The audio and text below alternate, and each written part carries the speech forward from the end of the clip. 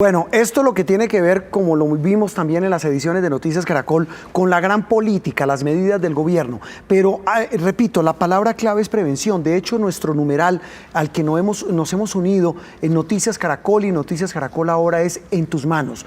Lo dicen las autoridades, más del 50% de la prevención está en sus manos y en las mías, entre otras cosas lavándonos las manos, evitando el contacto con otras personas, el saludo. Es decir, evitando las aglomeraciones, teniendo mucho cuidado con el tema de salir si tengo algún síntoma respiratorio.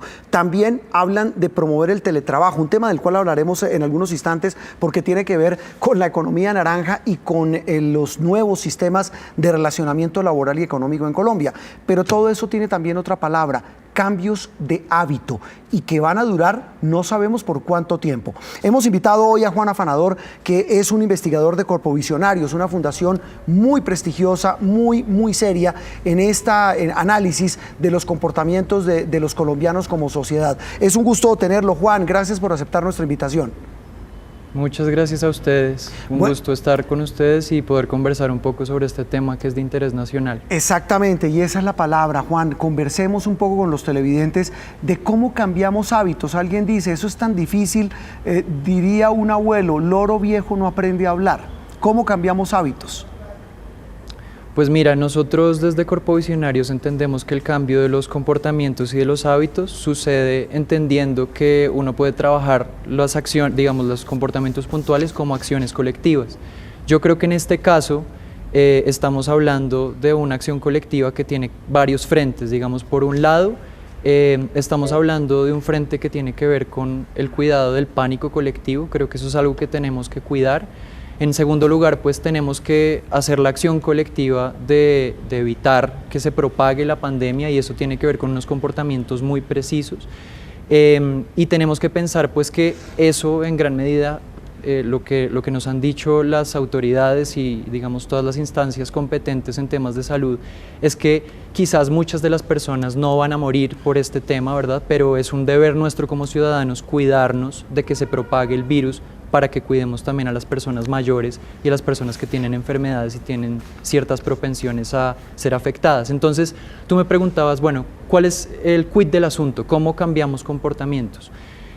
Yo creo que hay un tema muy importante que ya han empezado a hacer desde todas las instancias, desde, digamos, a nivel global, también a nivel nacional y a nivel, en este caso, distrital, y es todo el tema de la información, ¿no? Es muy importante y eso es uno de los grandes aprendizajes de la cultura ciudadana. Y es dar información precisa y puntual. Eso es lo que nosotros llamamos acupuntura cultural y que pues fue muy famosa en la época en que Antanas Mockus fue alcalde. Y ese tema de la acupuntura cultural es dar información precisa, qué hacer de manera precisa. Ese es un primer punto.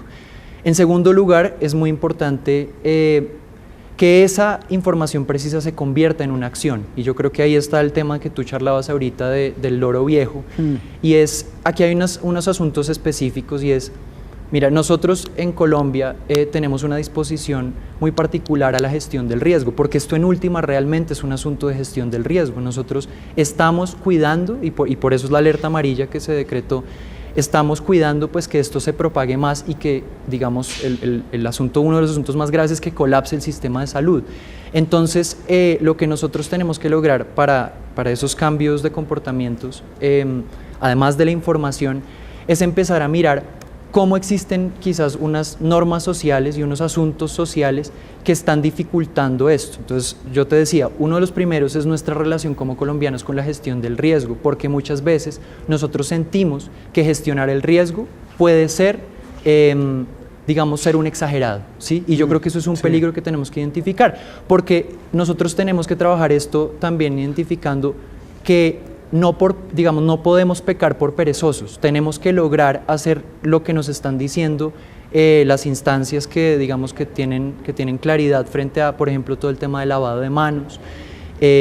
Ahí hay un tema que yo creo que es muy importante y que tiene que ver con unas convenciones sociales, que es el tema de los saludos. Si tú te fijas, uno de los protocolos más importantes que están estableciendo ahorita es el tema de no acercarse, no besar. Y yo creo que ahí tenemos que aprender, y digamos, tenemos nosotros como ciudadanos un deber muy grande, porque va a haber una reticencia, ¿sí? A eso tenemos que prever que va a haber una reticencia, porque pues digamos, justamente con ese tema de la gestión del riesgo que yo te comentaba, pues nosotros vamos a decir, oiga, pues yo tampoco huelo tan feo, ¿no? No, venga y me saluda, no es para tanto, no exageremos.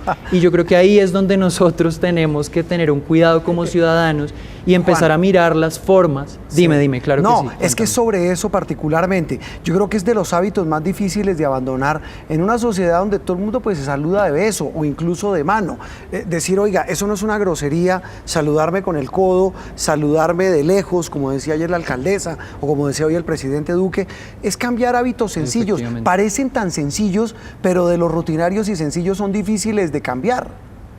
Efectivamente, y digamos que yo creo que ahí la responsabilidad, justamente nosotros desde Cultura Ciudadana hablamos del autocuidado, ¿verdad? Pero también hablamos del mutuo cuidado, y yo creo que ahí es donde hay un asunto muy importante, donde por un lado las autoridades tienen que buscar cómo hablarnos para que empecemos a tomarnos estas precauciones en serio, pero nosotros todos los que estamos, digamos los televidentes, las personas que estamos en estos espacios, todas las personas que nos vean, es importante transmitir este mensaje, y es que llamemos la atención sobre estos comportamientos y cuidemos a nuestros conciudadanos, es decir, entendamos que esto no es por exageración, entendamos que esto es para hacer una gestión del riesgo que es importante y que realmente pues nos va a traer un beneficio colectivo, y de nuevo, no porque vayamos a morir y no por la inminencia de la muerte, que ese es el mensaje que también hay que dejar muy claro, y no es fortalecer este pánico colectivo, no es por la inminencia de la muerte, sino que es por un tema muy sencillo, y es no podemos hacer que a futuro colapse nuestro sistema de salud, y tenemos que hacer el ejercicio de cuidar